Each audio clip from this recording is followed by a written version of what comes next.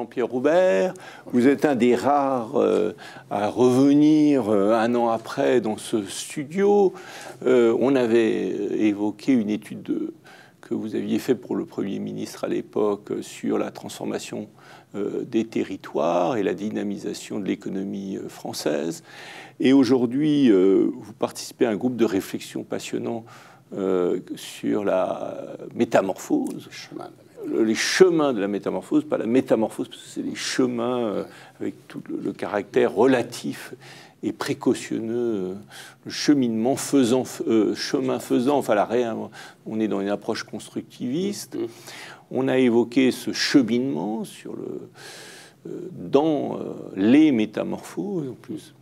Et finalement, vous arrivez à une idée très concrète, c'est de reprendre une passion, le cheval, de la croiser avec la métamorphose, et ça donne le hara de la métamorphose, où vous invitez les êtres humains à apprendre du cheval comment se métamorphoser. Alors, c'est un peu plus complexe que ça, mais enfin, on peut résumer un peu les choses. En tout cas, ça part effectivement, ça associe les passions à des raisonnements, si je puis dire, plus particuliers, plus économiques ou sociaux. En particulier. Alors pourquoi le cheval? Parce que vous avez une passion pour le cheval déjà. Oui, mais je vais commencer un peu différemment, mais on a parlé d'abord de la métamorphose, le cheval de la métamorphose, et je l'ai dit à chaque fois, je pense que la métamorphose, c'est une vision qui, un peu, si je puis dire, qui est une sorte de métaphore des changements que nous vivons dans la société. Et dans cette vision, l'individu est concerné. Il ne regarde pas quelque chose. Il a d'ailleurs une posture d'analyse qui est de ne pas considérer comme prioritaire d'essayer de donner un concept définitif de la métamorphose, mais plus d'indiquer un mouvement et s'intéresser à la façon dont on agit dans cet univers nouveau. Donc, ce n'est pas du tout une approche purement conceptuelle et intellectuelle. C'est une approche d'abord pour agir. Hein. Et c'est cette philosophie-là qui est importante, et je vais y revenir, bien sûr, ne vous inquiétez pas, au cheval. Mais au fond, vous avez cité mes travaux précédents, j'ai toujours cherché à voir, moi c'est pour ça que j'ai souvent utilisé la formule « agir pour penser, penser pour agir », que vis-à-vis de la réalité, il fallait essayer de trouver le point d'application. Un peu le point où on met le levier pour faire bouger les choses. Donc ma préoccupation toujours a été, en termes d'action, c'est de savoir, dans une circonstance, dans une situation donnée, dans un contexte donné, essayer de voir où je pouvais agir pour essayer de transformer dans le bon sens, bien sûr, les situations qui m'étaient présentées. Et au fond, c'est voilà, l'état d'esprit qui est le mien dans ce projet, c'est me dire, dans cette période-là, compte tenu de mon état, si je puis dire, d'homme à la fin d'une certaine période de sa vie professionnelle, c'est-à-dire qu'est-ce que je fais, au fond, dans ce contexte, après avoir analysé le monde tel qu'il est. Oui, parce que vous êtes vous-même dans une métamorphose du monde de la vie professionnelle à la retraite, un peu.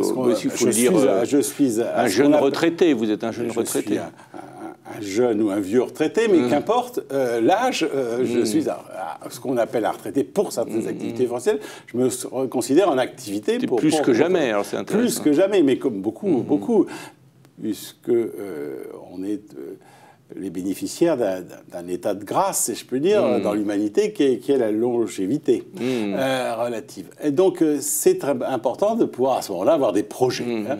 Et dans le cadre de la réflexion sur les chemins de la métamorphose, j'ai l'idée d'être moi-même très fortement acteur et de vivre moi-même une métamorphose personnelle, comme beaucoup de gens y aspirent, et de la transmettre ou de la partager avec d'autres. Et je pense qu'un bon objet pour le faire, qui est lui-même subit la métamorphose, c'est l'entreprise. Donc j'ai décidé d'engager la création d'une entreprise. Ce qui est une rupture majeure, puisque au fond, jusque-là, vous étiez haut fonctionnaire. Donc vous n'avez jamais... J'ai été dirigeant d'entreprise. Déjà avant, j'étais aussi haut fonctionnaire, mais j'étais aussi syndicaliste, haut fonctionnaire, chef d'entreprise. J'étais un peu tout PME. Donc en fait, au moment où vous prenez votre retraite, vous vous mettez au travail. J'avais pas créé mon entreprise. Oui, merci, mais je ne reprendrai pas cette espèce d'insinuation sur les fonctionnaires, mais je crée une entreprise, mais il faut que j'en vienne au fait, et donc je me sers des ingrédients qui sont ceux de ma vie. Il y en a un que vous avez cité, c'est le cheval, et je vais y revenir dans un instant. Pourquoi il m'apparaît important comme entrée, mais aussi je me sers d'une autre approche, et je le dis avec force parce que c'est pour moi une expérience de vie considérable. Ça a été le cheminement avec mon fils, qui est une personne tout à fait exceptionnelle, mais qui est une personne qu'on appelle en situation de handicap, très particulier. Donc, cette vie ensemble, ce parcours ensemble, m'amène aussi beaucoup à ce projet. Donc, on a plusieurs éléments qui viennent s'aggraver. Oui, l'entreprise, parce que j'ai quand même vécu très proche en lien avec l'entreprise. Territoire, et vous verrez pourquoi. Alors, le haras de la métamorphose, c'est d'ailleurs, vous voyez, une provocation en lui-même, appeler ça le haras de la métamorphose. Au début, quand certains amis, j'ai proposé ce nom-là, on m'a dit, mais il est fou. Donc, non, le haras de la métamorphose, j'y tiens, parce qu'il y a effectivement le haras, donc ça veut dire, pour moi, ça renvoie au cheval, mais ça renvoie aussi à la vie du cheval. Et donc à la vie... C'est peut-être un monde assez traditionnel, finalement. Et en même temps, un monde traditionnel, donc il y a une espèce de schéma métamorphose face au haras, il y a une espèce de confrontation là, immédiate qui s'impose un peu avec... Mais surtout, pour moi, ça me permet de poser les termes d'invention d'un lieu. Moi, je crois profondément... Alors, est-ce que c'est un tiers-lieu? Parce qu'on parle beaucoup de tiers-lieu. Est-ce que c'est un tiers-lieu? Je ne pense pas que c'est un tiers-lieu, mais je ne voudrais pas en essayant de définir ce que c'est qu'un tiers-lieu. Pour moi, c'est un lieu, d'abord. Donc, c'est un lieu de vie. Un lieu où on rencontre des vivants. Et alors là, c'est là que ce point est important. C'est, et le cheval, de la symbolique de ce contact avec le vivant, c'est qu'il y a d'autres vivants que nous. Et donc, c'est déjà, ces points est pour moi capital. Parce que vous disiez que les chevaux, par exemple, vous, en tant que dirigeant, vous êtes aperçu que les chevaux, c'était des très bons leaders pour apprendre aux leaders à devenir leaders. Alors, il peut y avoir des éléments intéressants comme ça, je vais y revenir. Mais pour moi, d'abord, c'est le rapport aux autres vivants. Je pense que c'est très important qu'on crée de plus en plus de lieux où on ait des rapports avec toutes les espèces vivantes. Et donc, c'est pour ça qu'à côté du cheval, j'ai choisi la forêt. Ah oui, d'accord. Donc, mon haras, la métamorphose, c'est pas un hasard. Il n'y a pas que le cheval, il y a la forêt à côté. L'environnement. Il y a trois termes. Le terme, le sous-thème, c'est vivre avec le cheval dans la forêt. Ah, d'accord. Voilà.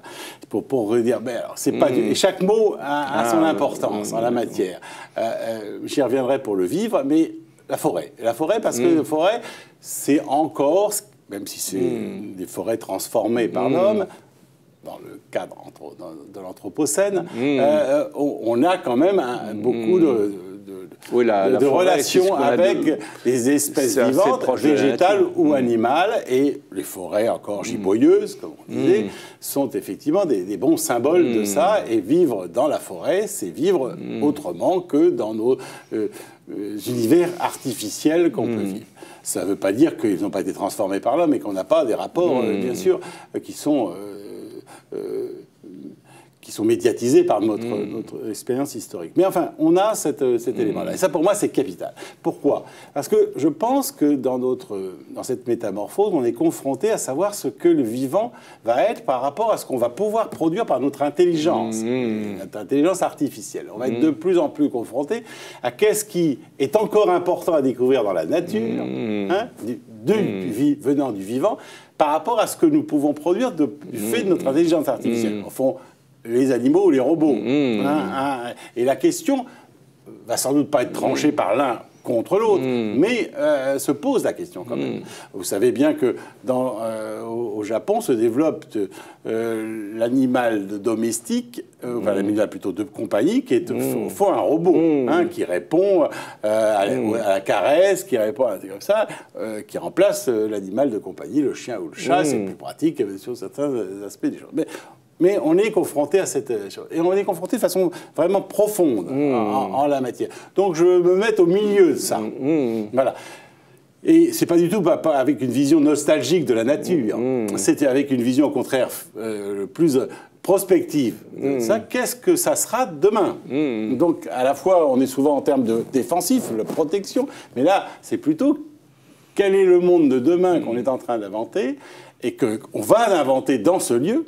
Ensemble. Oui, parce que vous allez travailler sur une nouvelle architecture. Et alors que le cheval vient former un média entre nous et la nature, puisque c'est un animal qui a été domestiqué finalement assez tardivement après qu'on l'ait connu, puisque vous savez sur les grottes on trouve des images de chevaux avant même qu'ils soient domestiqués.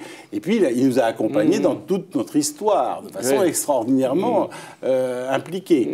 Dans l'énergie, dans la mobilité, dans la guerre, dans les honneurs, dans les parades, dans tout ce qui était la vie. Donc, c'est un animal intermédiaire, si je puis dire, entre l'animal de compagnie et l'animal plus sauvage, on va dire. Et donc ça, c'est déjà un intérêt de média.